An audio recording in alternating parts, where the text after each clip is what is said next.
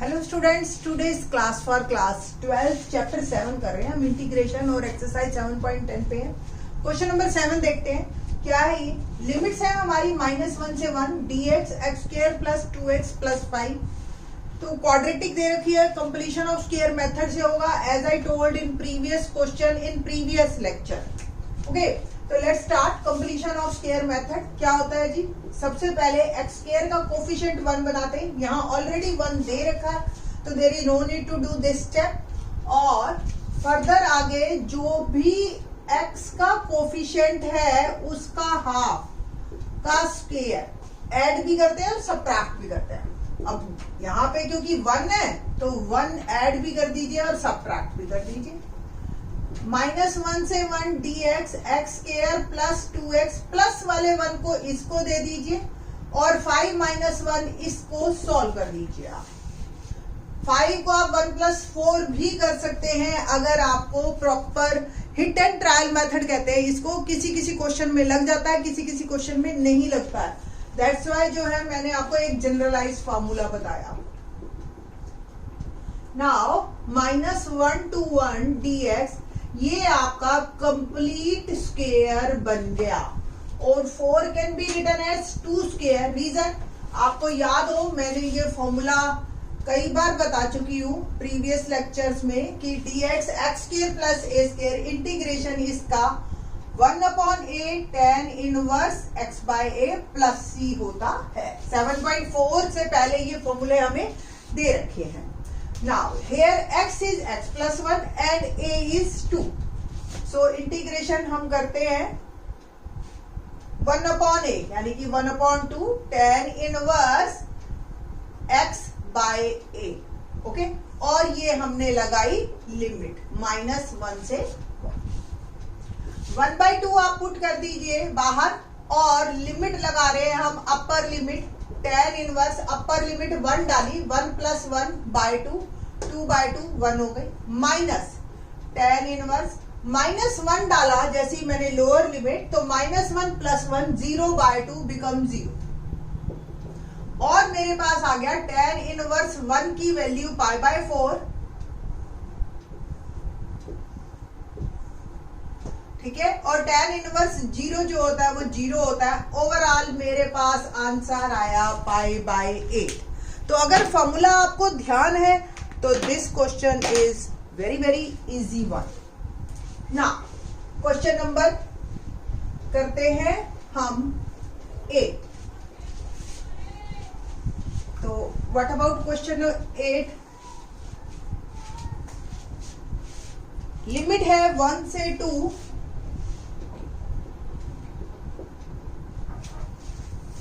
1/x -1/2 x square ex dx ये मेरा question है और 2x स्क्वायर एंड e2x।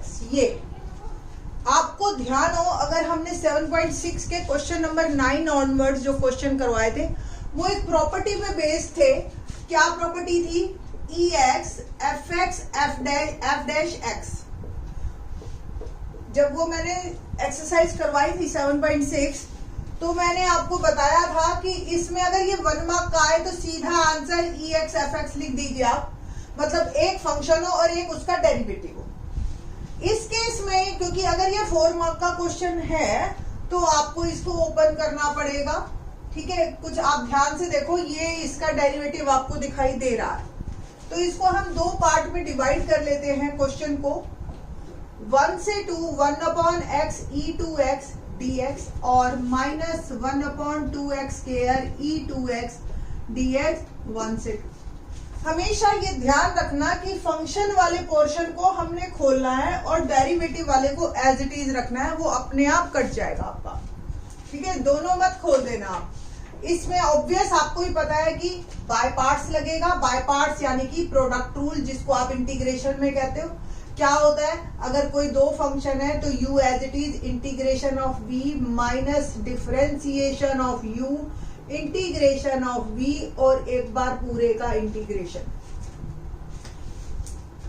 तो यहाँ पे क्या u है और क्या v है, सबसे पहले जो बच्चा इसी को ही डिसाइड करता है वही फर्दर आगे मूव कर पाता है प्रॉपर तरीके से। तो आपके लिए ये भी मैंने बताया हुआ है आई लेट, ये यू के प्रेफरेंस ऑर्डर है, आई से इनवर्स, एल से लॉगरिथमिक, ए से अलजेब्रिक, टी से ट्रिग्नोमेट्रिक और ई से एक्सपोनेंशियल। अब हमारे पास एक 1/x है यानी कि अलजेब्रिक है और एक एक्सपोनेंशियल है। अलजेब्रिक पहले है तो अलजेब्रिक को आप u लेंगे और एक्सपोनेंशियल को आप v लेंगे। तो u as it is integration of v, ठीक है, माइनस डिफरेंशिएशन ऑफ u और इंटीग्रेशन ऑफ v और एक बार इस पूरे का इंटीग्रेशन, एंड इसमें हमने लगा दिया लिमिट और ये एज इट इज मेरा पोर्शन, जो ये वाला पोर्शन है ये मैं एज इट इज लिख रही हूं। ओके,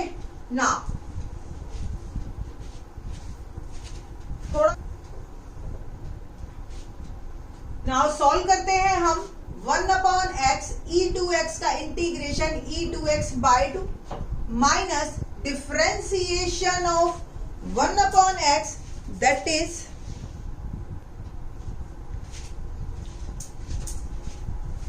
डिफरेंशिएशन ऑफ 1/x यानी कि x की पावर -1, तो -1 x की power -1 -1 x raise to power -2 और we can say that -1/x²। तो ये डिफरेंशिएशन आ गया इसका e2x का e2x बाय 2 इंटीग्रेशन और फर्दर e2x, ठीक है जी ना। इसकी हमने लगा दी लिमिट, लिमिट को हम बांट देते हैं 1 से 2 और इस पे लगा देते हैं 1 से 2 और ध्यान से देखिए ये -1/2 x² e2x dx, इस पे आप 1/2 बाहर कर दीजिए और लिमिट लगा रही हूं मैं अपर लिमिट, तो e4 2 2 4/2, ठीक है जी, x की जगह 2 डाला, माइनस 1 डाला तो e²/1 माइनस ये minus minus plus 1/2 x² e2x dx 1 से 2 और ये माइनस, आपको क्लियरली दिख रहा है कि ये कट गया हमारा, सेम है, एक प्लस एक माइनस। ओवरऑल जो मेरा रिजल्ट आया 2, आप एलसीएम ले लो इसका तो भी थोड़ा सा लुक वाइज आंसर ठीक लगेगा आपको। तो एकदम से क्वेश्चन जो है ना इतना फैला हुआ होता है वो एकदम से खत्म हो जाता है आपका, बहुत ज्यादा है तो e² और कॉमन ले लीजिए आप, e²/4, पीछे आंसर कुछ ऐसा दे रखा है, ठीक है जी। तो ये है क्वेश्चन नंबर हमारा 8। ना question number 9 multiple choice question है। मैंने अलग अलग बुक्स में देखा, हैरान रह गई मैं देख के कि इतने कॉम्प्लिकेटेड तरीके से ये 9th क्वेश्चन दे रखा है कि बच्चे बेचारे परेशान ही हो गए जो डाउट सेशन में मेरे पास लेके आए स्टूडेंट्स इस क्वेश्चन को। क्वेश्चन नंबर 9 देखते हैं, क्या है question number 9। x minus x³ raise to power 1/3/x4 dx, limit है 1/3 से 1।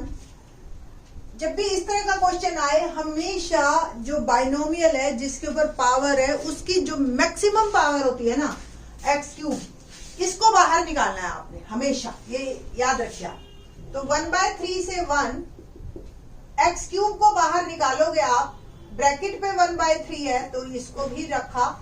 अब ये x है, इसके पास तो x³ है नहीं, तो मेक इट फास्ट, x² से मल्टीप्लाई और डिवाइड कर दिया हमने और जो है आपका ये x³ कॉमन निकल गया, रह गया अंदर 1/x² minus 1 raise to power 1/3 और ये x4 dx।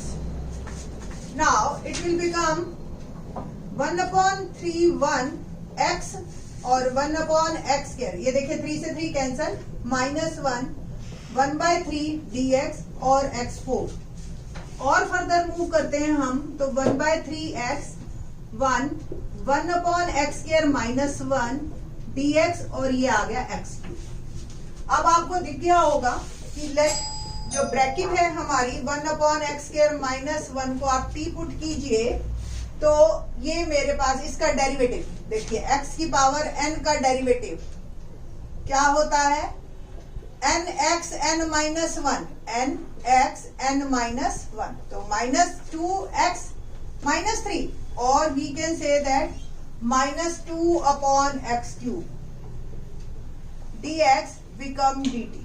It means dx upon x cube मेरा चला गया dt अपॉन -2. नाउ क्वेश्चन जो मेरा है, लिमिट्स को और चेंज कर लिए पहले ही.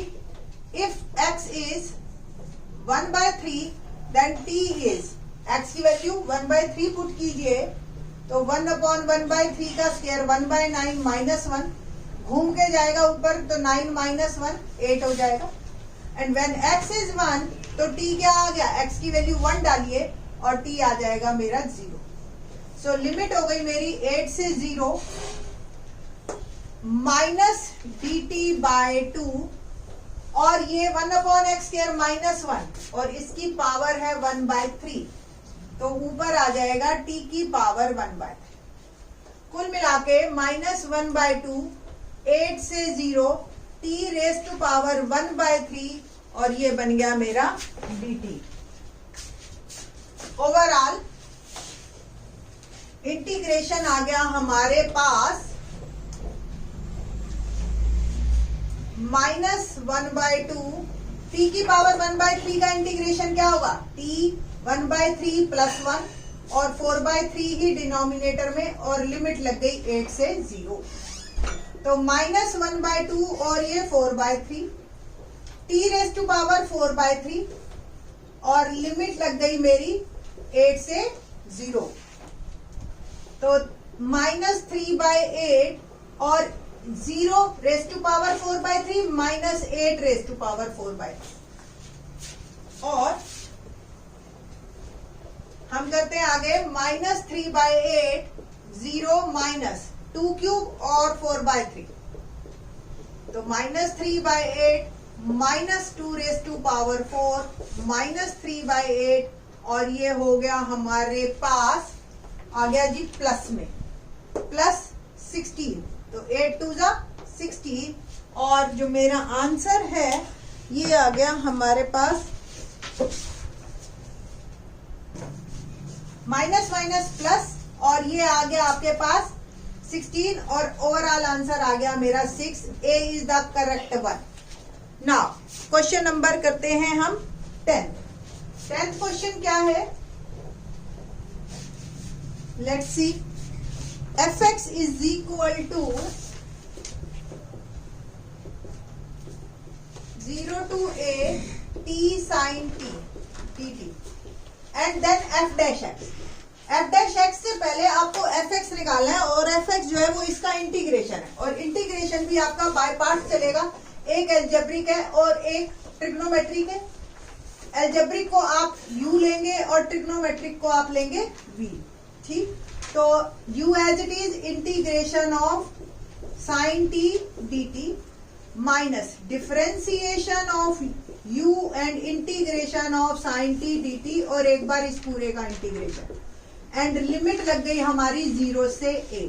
ये है आपका fx, so it will become t sine t का इंटीग्रेशन माइनस कॉस t, और इस पे मैंने लगा दी लिमिट 0 से a, minus differentiation of t 1, और ये हो गया minus cos t dt, limit हो गई 0 से a.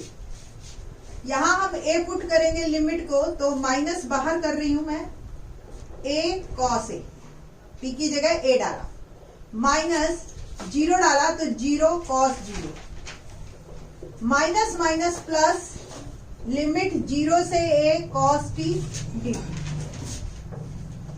ये अभी सारा हमारा fx ही चल रहा है. नाउ -a cos a, और ये जो 0 है, 0 सबको 0 कर देगा, तो ये अल्टीमेटली ये 0 प्लस cos t का इंटीग्रेशन sin t, और लिमिट लग गई हमारी 0 से a, -a, ये a की जगह x कीजिए पूरे क्वेश्चन में, तो ये हमारी लिमिट जो चल रही है वो x में चल रही है, अदरवाइज हम क्वेश्चन को कर नहीं पाएंगे, a कांस्टेंट कंसीडर हो जाएगा. तो ओवरऑल मेरे पास जो एफ एक्स आया वो आ गया minus x cos x plus sine x minus sine 0। Overall f x आ गया minus x cos x plus sine x. और फर्दर हम जा सकते हैं एफ डैश एक्स पे, तो इस पे लगेगा प्रोडक्ट रूल, माइनस बाहर किया एक्स कॉस एक्स का differentiation minus sine x plus cos x as it is, differentiation of x is 1, sin x का differentiation cos x, तो x sin x plus cos x plus minus minus cos x और plus cos x cancel हो गया और overall मेरे पास answer आ गया x sin x। तो आप ध्यान से देखिए, जहां से हम चले थे वहीं वापस पहुंच गए। एक बार fx का इंटीग्रेशन और फिर डिफरेंशिएशन, तो वापस आप वहीं पे ही आ गए।